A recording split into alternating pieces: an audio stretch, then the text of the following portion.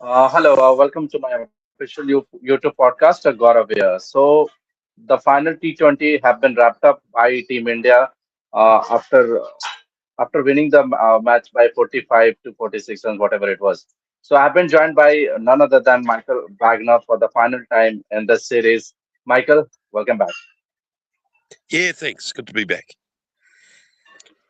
So, what was about today's match?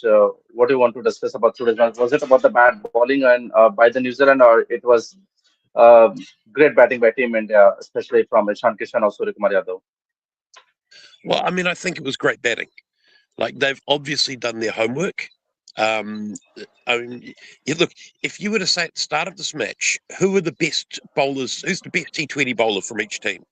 You'd say Bumrah and Yeah, Santner, and between them, they bowled 8 overs for 118 runs and one wicket. exactly. Um, Yeah, you know, both teams have done a lot of work clearly on how to deal with the bowlers. They haven't quite got how to deal with the batters yet. So, yeah, uh, you know, you're looking at that score for New Zealand, 225. So it's the second highest unsuccessful run chase in history. It's the second my most amount of goodness. runs ever scored in a T20 international. Um, this was this was a pitch that didn't have enough in it for the bowlers. No. Realistically, you want to see. I mean, well, maybe people don't. Maybe people like seeing one-sided matches. It was just all about the batting, but I like to see something in it for the bowlers. I like to see it being a contest between bat and ball, and I don't think that was it today. But India played really well. They targeted New Zealand's bowlers. They got on top of particularly New Zealand spinners. But overall, everyone took some tap. Like there wasn't anyone you look at and said, "Oh well, they did all right." Nope. um, Outstanding from India, and it just shows again this Indian team, the way they're playing the cricket, whether every ball is an opportunity for a boundary. They're going to be a Yeah. very hard team to beat in this World Cup. Yeah. So I was just watching the match closely. Don't you think they lost the match once they were bowling? And after the 10 over, I think um, in the 10th over, the score was around 70 to 80, whatever it was. I can't remember properly. But after the 10th over, once Shodi started bowling and Mitchell Sotner, they have been Ishan Kishan and Suryakumar Yadav have targeted them nicely. And I think at some point of time, Ishodi has conceded around 28 to 29 runs in a single over. Yeah. And look, perhaps in hindsight, maybe it would have been good giving Daryl Mitchell a bowl. Perhaps he might have done better, but realistically, no one really was going to do well on that pitch against set batters. You had to take wickets. The only way to stop scoring was to take wicket or to really change your pace and do that sort of do the beat the batsman in the air. The spinners didn't manage to do that. They didn't. They just didn't build enough pressure. And once when the batsmen knew, once the batsmen are set, they can score pretty fast. Those guys. I mean, that Uh, was it was extraordinary in the last 10 overs. It was something. I think India were on about 90, 85, something like yeah, that. And, around uh, 85, 90 at that point of time. Yeah. 180 runs at the last 10. Like you Mm. just can't allow. Interestingly, Finn Allen got the fastest 50 in the match. Yes, Um, yes. but the actual fastest 50 was Kishan going from 100 from 50 to 114 balls. You know, um, Yes. you know that was If you actually the remember, fastest. because I was watching the match also of Ishan Kishan, at one point of time, Ishan Kishan was batting with the strike rate of 100. He was batting on 12 and his second the exact amount of balls. And suddenly he just scored 100 in no times. I think he scored around 40. He just scored 143 balls. His score was 103 in 43 and smashed around 10 sixes and 6 fours. Yeah, well, that's right. He went from 50 off 29 to 100 off Yeah. 43, was it? It was something like that. It was 14 balls Yes, anyway. yes, 103. Yeah. His score was Yeah, 43 in 103 balls. yeah, yeah. It just um, just incredible power. Once he got a matchup that he liked, he went for it. And it's interesting, something Brendan McCullum talks a lot about. When he said I hate seeing a batsman hit a six and then a single. He said if you've hit a six, you're onto that bowler. You should try and take them down for 20 and then over. He said if you've Yeah, got a match, if you're picking the bowler, you try and take 20 off that over. You don't hit a single and get the other end. Um, yeah, um, and it's a different way of thinking about it, because we would, the way I'd think is, from playing cricket at a lower level, you know, it's like I've been lucky enough to get a six. I need to get off strike before I go too nuts and try and get myself out. But yeah, but the way that they think about cricket at the international level or T20 level is just at a different level to what us amateur players would play it. And that's what you saw. I mean, Finn Allen, when he got hold of Ashdeep Singh, just just kept yes, going. Just every ball was yeah. trying to hit six. Um, He had and no options also. yeah, it was interesting. I mean, I think Finn Allen showed us why he should be in the New Zealand team, and there shouldn't be any Yes, question about his place. Um, Interesting for me was Bevan Jacobs. That was a really big disappointment. Um, he has, I mean, he scored, I think, was it 750s in a row playing for Auckland, but did it at the top of the order. Um, and he'd and he been was playing playing, in the middle order today. yeah, and he just didn't start well against spin. And so you look at that, you think maybe what that says is that he should be coming in when you don't have two spinners bowling, so he actually has a chance to get his eye in and get himself going before the spinners come. But he seemed to have no idea about Chakravarti's variations. He didn't know which way the ball was going, so he's going to have to spend a He lot of looked time. clueless against Varun Chakravarti. Sorry. He looked clueless against Varun Chakravarti, to be honest. Yeah, yeah, yeah. So he's going to have to spend a lot of time watching videos. Um, the analysts, what they do for them is they give them. There's a whole lot of. The interesting thing is, I found this fascinating when I got to spend some time with the New Zealand team. Um, was they were all talking about the body language and the way that the bowlers hold the balls and what they do before they run in, and they all had the clues they all had different clues that they'd picked up on how to tell which way the bowlers were bowling it. And for again, for us amateur cricketers, if I'm trying to pick which way a leg spinner's bowling, I watch out the hand. Can I see the back of the hand? Can I see the front of the hand? Can I see the side of the hand? That's the way I'm doing it. And that's the way traditionally people did it, is the spinners bowled a bit slower. The spinners bowl too fast to adjust to that now. If someone's bowling at 90 Ks, you don't have enough time to adjust to watching the back of the hand. What they're watching for is how they're putting the ball in the hand that they run up. Do they skip slightly to the left or slightly to the right as they're coming in on their run up? What are they doing with their front shoulder, the step before they bowl? They're picking up all of those little clues, and that's how they decide what's going to happen. They've decided already before the ball's left the hand if it's a lot of them, if it's a wrong in or a leg break or a top spinner.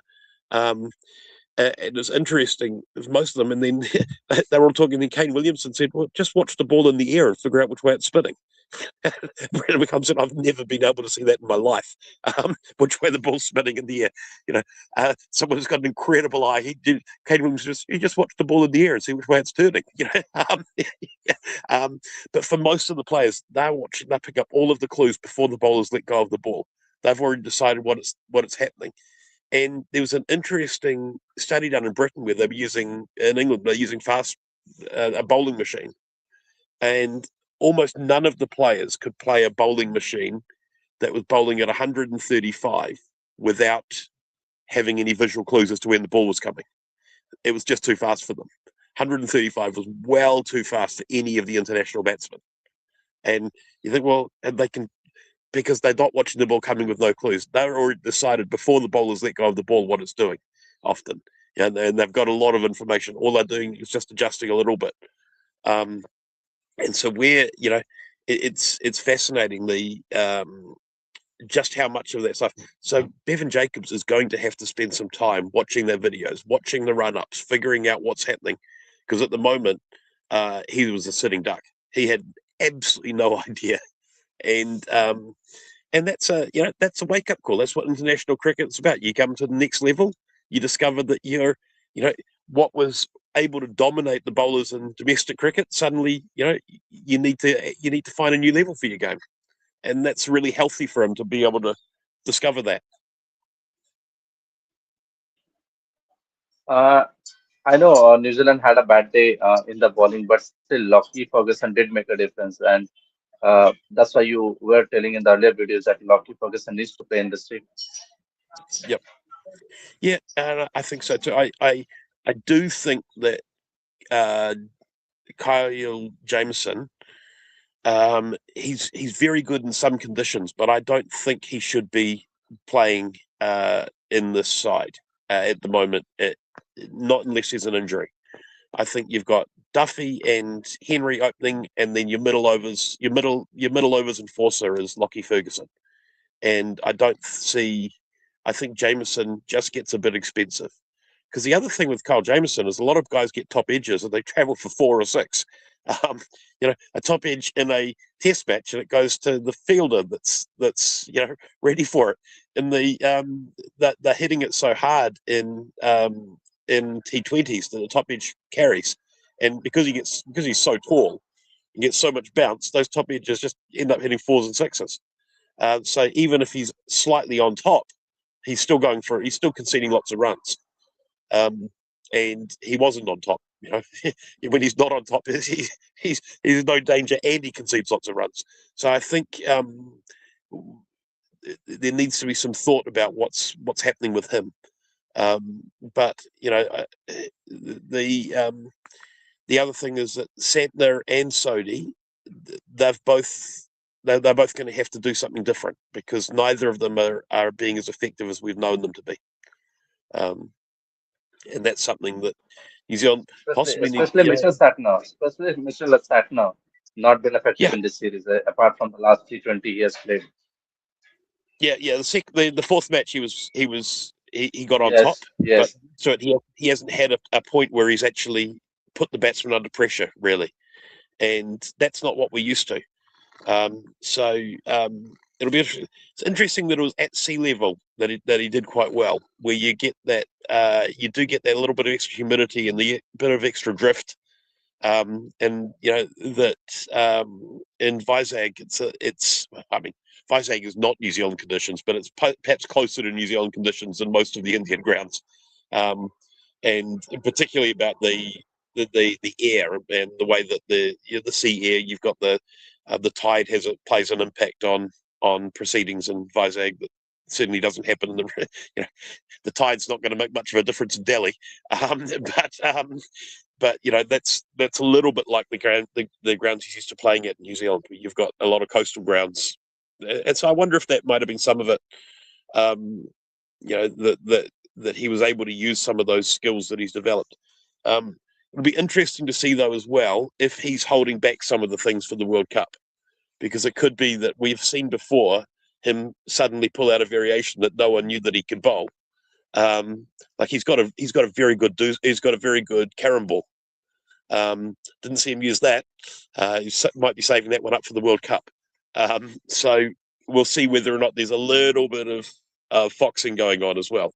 Um, but Sodhi seemed to be pulling out his Is full cap bag of tricks, and none of is them. None of captaincy them. also affecting him? Sorry. Is captaincy also affecting him? I'm talking about Mitchell Satner. Yeah. I think it might be, but it's hard to know that. Certainly, you if you're bowling spin, you've got to be thinking a lot about what you're doing. It's not just running and pong it on the spot. You actually have to be thinking about a lot of things. And when you're captaining, you got to be thinking a lot. And maybe it's just a bit hard for him to be thinking about the captaincy and thinking about when you think about as a bowler. Um, that perhaps having Daryl Mitchell captaining might have been a better move. Um, Also, Mitchell's a very good captain. He's had a lot of success captaining in domestic cricket. So it's an interesting. But I guess the problem is that Santner's an automatic pick, whereas Mitchell perhaps has question marks over his spot in the side for T20s. Certainly not for the longer formats, but for T20s, there's some Yeah. question marks. And you did mention about Kyle Jamison that he should not be playing in this side. And I think if you ask with me also, I think Tuffy and Kyle Jamison is similar kind of a bowler. They are all kind of a swing kind of a bowler. And I think in New Zealand should be adding Jimmy Neesham in place of Kyle Jamison. Yeah, I think Nisham would have probably been a better option on this pitch, particularly, but easy to say in hindsight. Um, but no, I think, look, Duffy, I think there's quite a bit of a difference between Duffy and Jameson in terms of Duffy swings the ball out predominantly, and his variation is the one that hits the pitch and goes in. Jameson predominantly swings the ball in, and he's got that extra 3 inches, that extra, you know, probably an extra 150 mils of release point. So the ball bounces up a lot sharper from Kyle Jamison. So I think they're not the same sort of bowler. I mean, Duffy's a big right armour, but there's quite a difference between them in terms of the way that the ball comes to the batsman. Um, but I think look, obviously resting Matt Henry before the World Cup, not a silly idea. Like it's a dead series. You don't. The last thing New Zealand want is a Matt Henry injury. So he's played four. Let's give him a rest. No problem with that. But I think, sorry, looking ahead, the early wickets is just vital. And I think if you can get Matt Henry and Jacob Duffy in there, you've got a very good chance of getting early wickets. Okay, final question. I know you need to go also. So, if New Zealand is playing tomorrow for the T20 World Cup first match, what will be your playing 11 for the New Zealand? And what are the top Okay, fours for the T20 World Cup? so the my lineup, well, you'd have Allen and Seifert opening, Ravindra at three. Um, gets a bit tricky from there. Oh, well, Phillips at four. I don't know from there, and I think I like Daryl Mitchell at five because if we have a bad start, he can rescue us. You either have him or Conway. You got to have one proper batsman in the top five in case as your insurance policy for a bad pitch or a bad start. Um, then I think I quite like Neesham. Uh, I like Neesham. I like Chapman. I like Bracewell. We've got a few options there in terms of, I guess, based on the pitch. Certainly, if you're playing Pakistan, you've got to have Mark Chapman. That's just an automatic. Um, if you are, yeah. So I guess you're a little bit on pitch base. Your bowlers, I mean, the five bowlers: Sodhi, Santner, Ferguson, Duffy, and Henry. That's your five bowlers that you're picking, and so then your other six, yeah, really comes down to probably I'd have Chapman ahead of Bracewell or Neesham, but you could go. It depends a little bit on the pitch as to who you'd pick, but it'd be somewhere in that group. Um, Neesham gives you there's some advantages to each of them, but I think that's where I'd go. Seifert being there, giving you power at the front and a keeper is gold, and a good keeper. Finn Allen gives you a keeper, Devon Conway gives you a keeper, but Seifert gives you a good keeper, and that's useful. Um, yeah, I mean, I think that's probably where I'd go. That Phillips giving you a bowling option in the top four is really handy. Um, and if it's a really spin-friendly pitch, then you can use Ravindra as well for a couple of overs. I mean, Mark Chapman's actually a pretty handy left-arm spinner too, but it's been a long time since he's bowled for New Zealand.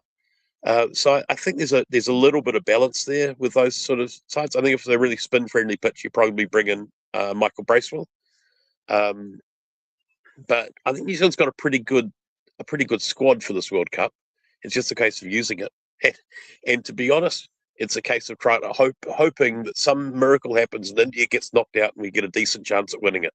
But that's you know, and we'd probably back ourselves in a final against India because we've got a pretty good record in knockout games against India. Um, the big one for us is that Australia lose. If someone else can beat Australia, that gives us a much better chance. Um, but I mean, you've got to look at this going forward. India are South Africa. South Africa is also a very good squad, I think, for the T20 World Cup. oh, yeah, South Africa have always got a really good squad. Their ability to find great cricketers is extraordinary. Um, their system just produces great cricketers every year. They've got some really good young cricketers coming through. They don't, you know, um, and half of them come to New Zealand and play in our domestic competition. They're amazing. Um, they're really their ability to produce great cricketers every year. These guys come out who are just excellent. Um, South Africa, the thing with South Africa is that you just think tournaments don't seem to suit them. Um, but yeah, look, there's yeah, and look, we saw watching the West Indies play in New Zealand that they were capable of some extraordinary cricket and then some terrible cricket. You know, and and all you need to win a World Cup, if you can get the Super Six or the Super Eights, um, from there you need to put in four good games. Four good games from there, and you win the tournament. And there's quite a few teams that are capable of putting together four good games. I mean, Sri Lanka. I think Sri Lanka are easy to underestimate as well. Um, they're not the best team in the world, but they're quite capable of putting together four good games. So it'll just be interesting to keep watching and seeing who does it. The other thing I'm really looking forward to in this World Cup is to see the upsets because there are always upsets in a T20 World Cup, and 20 teams there. There's plenty of scope for teams to get upset. We saw Italy beat Ireland the other day, and then the next day Ireland completely Yes. destroyed UAE. You know, there's it will be really interesting to see how some of the teams that answer it. I mean, one of my favourite bowlers to watch in the world is Mark Watt from Scotland. I don't know if you've had a chance to watch much of him, but he's just delightful in terms of he's got all the different variations. He's like um, he bowls like a batsman who bowls. You know, when you get a batsman that bowls in the nets and no one quite knows what they're going to do because they bowl six different variations every over. He's a bit like that, but they're all quite good. And he does them from behind the bowler, behind the umpire, releases it a step earlier, and all of the crazy stuff that he does. Um, that it's just entertaining. It's hugely entertaining, and the batsmen struggle with him. So I quite enjoy watching him play. And it's that's really the fun stuff in the first round, and then you get to see, you know, a little bit later who's really going to, you know, it's all about getting those four good games at the end. Um, the first thing is to get there and then get your four good games, and one team will do it. And it's not necessarily going to be the best team, but it'll be the team that puts the best four games together at the end. So your prediction for top four, the Super Four. Look, it's so hard to. There's so many variables in T20, but I mean, I think India are good enough that it'll be a huge shock if they don't make the semi-final. I think New Zealand, we've probably got a pretty good chance of making the semi-final. Um, Australia's struggles with spin will be interesting to see how they go. Their batsmen don't tend to like it when it's not so quick through the air, and they um, and the ball keeps a bit low. And because they're playing so many games in Sri Lanka, that could be a real issue for them. Um, I mean, playing in Sri Lanka is going to suit Pakistan, but I don't think they're a good enough team to make the top four. I think South Africa have got a pretty good chance, particularly given their draw. Um, I might actually go as a bit of a rough call, a bit of a smoky. I think West Indies, New Zealand, South Africa, and India in the final four. I think West Indies, they've just got enough players that can win a game from nowhere that they will upset someone, or they'll get knocked out in the first round. Yeah, you don't know what you're going to get with the West Indies, but they'll either be incredible or terrible. They don't seem to be anything in the middle.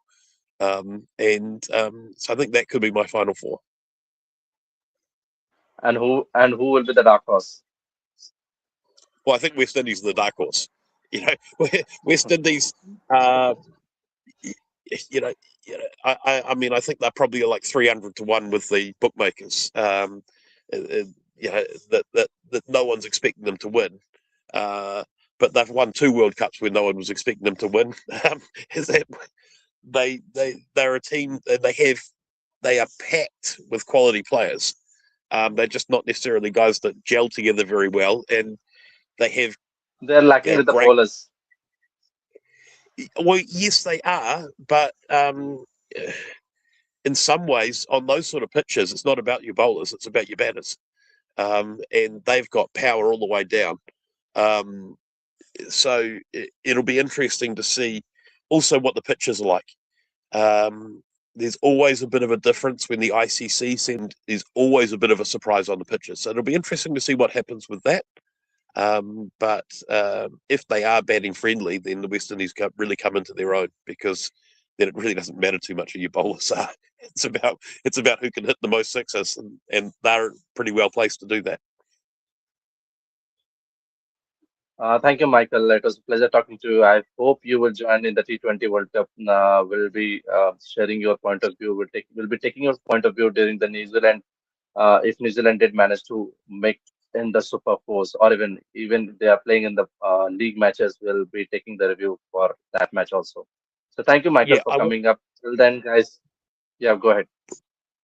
I probably won't be able to be at all of the games because some of the games are going to be finishing at 2 in the morning. Yeah, So seeing me for those ones are pretty slim, no issues. but for some of them, certainly I'd love to have a chat. No issues. Thank you. Till then, guys, do like it, do subscribe it, and hit the bell icon. Thank you.